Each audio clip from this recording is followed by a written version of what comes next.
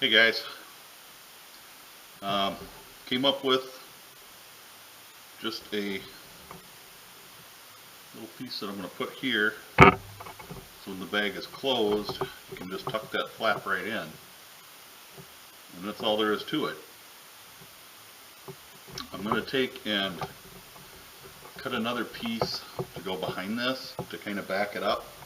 I'll probably just take it up, 4 or 5 inches,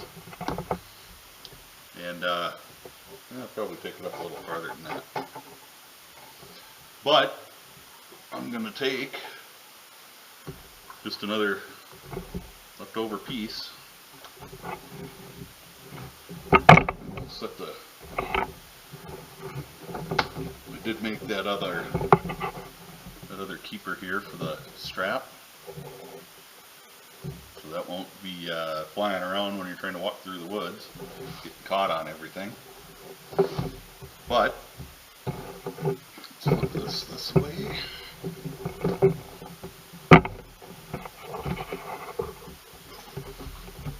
I'm just going to take,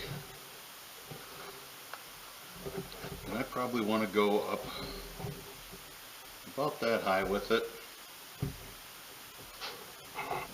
Nothing too drastic, I guess, but right up to about, just past where it starts going and getting wider, real wide here. So the way I'm going to do that is I'm just going to place it under and pretty much say, yeah, that looks pretty good. I'll try to, since my cutting mat has measurements on it, I'll try to line them up a little bit, and we'll try to keep it kind of even anyway.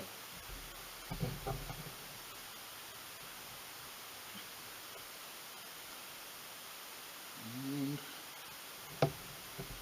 go just like that. I'm betting that a pencil's not going to show up real well. Pencil will show up.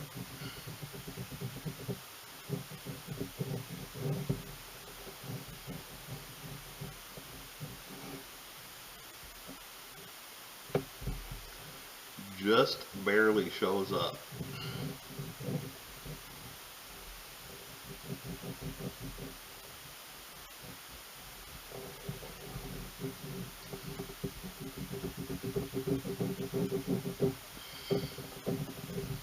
You know what I'm thinking?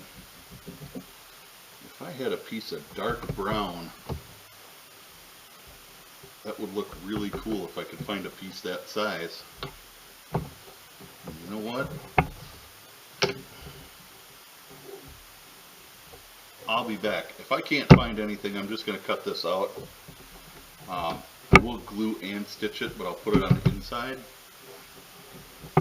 so that my grain on the outside all stays pretty consistent. If I find brown though, I'm going to put it on the outside because I think it might offer a nice little contrast. So I'm going to look, and I'll be back in a couple minutes. Alright, got her figured out here. I took and stuck a towel inside the bag, so that'll kind of at least partially keep its shape while I'm trying to figure everything out here. I want to do all the rest of my stitching. All I have left to stitch is the keeper here and around the addition to the flap. Now notice here that I rounded these corners.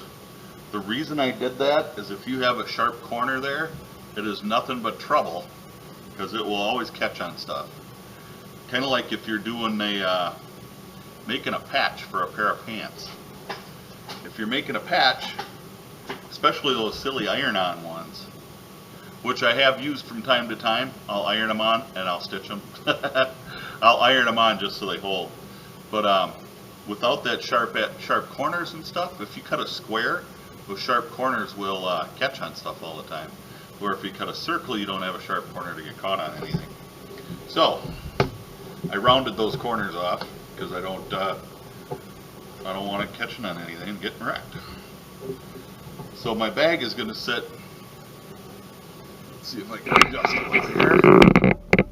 There we go. Is going to be pretty much right here.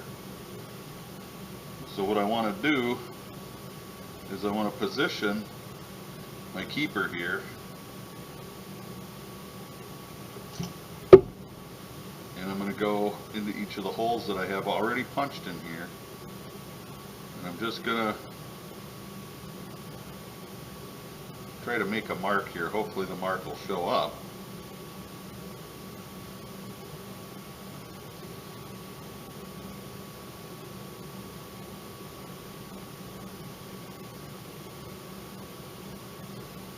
And then I can finish punching the hole. I'm going to pull the towel out. And I have a hole here. I have one here. Here.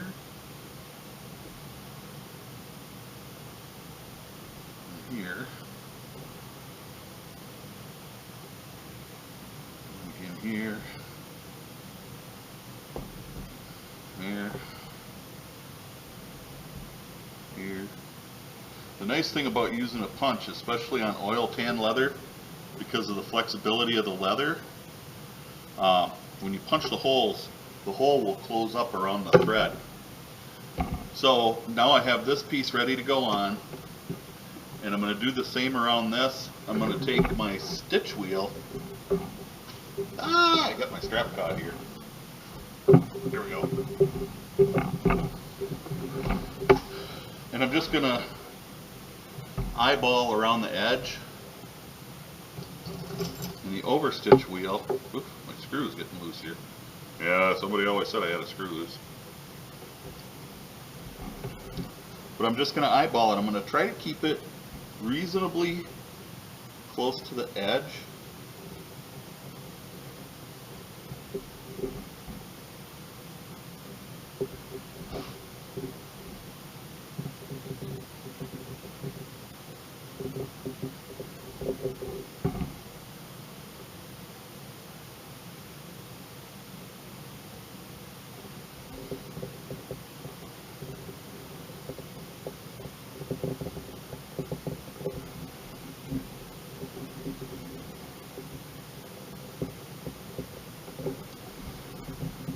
While I'm doing this, I had posted in one of my videos, I put a quote from a movie that I'm going to guess a lot of people have seen, and I left an annotation there. Well, I put the quote in an annotation, and the quote was, "There is warmth in fire, come warm yourself by my fire." And I left another annotation that said, if you know where that quote is from, let me know. And I was thinking I was gonna give somebody a prize if they could get it, but nobody apparently got it.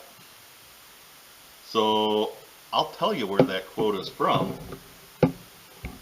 And that is from the original Conan the Barbarian, with Arnold Schwarzenegger as Conan. I'm actually going to punch these holes. I think it's going to keep my appearance better. No more stitch groover or overstitch wheel. So, and that quote was the witch. When he met up with the witch after he'd escaped, and he met up with the witch, she said to him, "There is warmth in fire, come warm yourself by my fire." So now everybody's going to go watch Conan the Barbarian, the original one with Arnold Schwarzenegger, and they'll look for that in there. So, you know, I just remembered doing that. So I'm going to punch these holes. I'll be back with you in a couple of minutes. All right, still with me? Good. Remember I told you that the final video of the series, well, it's not even going to be, yeah, it'll probably be part of the series. I'm going to go over the tools that I used on this project alone. Not on any of the other projects I've used, just because this is the one I'm concerned with right now. And I think I'm going to start doing that with each project that I do. I'll go over at the very end, I'll do a last video on just the tools that were used and how they were used. So, but I have all my holes punched around here, which took this tool that I purchased and another one that I made, and I'll show all those later. So I'm going to get this stitched up, and in that video I'll show you what kind of stitching I did and how I did it and all that kind of stuff. So, you know, hang out for a couple of minutes.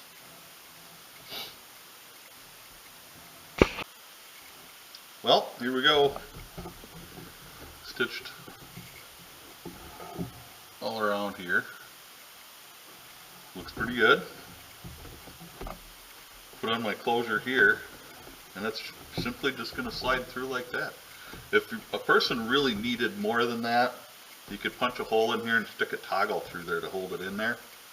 But really, I don't see a need for it. This should hold it pretty well. I mean, it should stay closed. The only thing that I'm having an issue with is this back flap. I don't trust that it's going to stay down when it's up against your body all the time. And I really have been trying to avoid using things like snaps, but I'm kind of at that point where I don't think I have a lot of choice on this, except to put a couple of snaps. I mean, there are a lot of things that I could do, but I want to keep it as low a profile as I can because it's going to be against, you know, it's going to be hanging against my hip. So I think what I'm going to do is a couple of smaller snaps, like a line 20 instead of the 24s that I use on my holsters. I'll go with a couple of line 20s, and I'll just probably place them right around here. And I'll use the brass colored ones. I used to have some kind of a black anodized. Those would have looked better, but I don't have any. I do have them in a line 24, but the 24s are just kind of big. So I'll put 2 snaps on here, measure for my holes so I get them even, and I think I'm going to call it done after that. So I'll be back in a couple minutes. We'll kind of give a little review of the whole project, and I'll show you some of the tools and how I used them in the next, well, that'll be the final video. So I'll put the snaps on. This will be pretty much the end of the series. Just the video with the tools and stuff. So, I will catch you in that video. Stay safe, God bless, and watch for the tool video. Thanks for watching.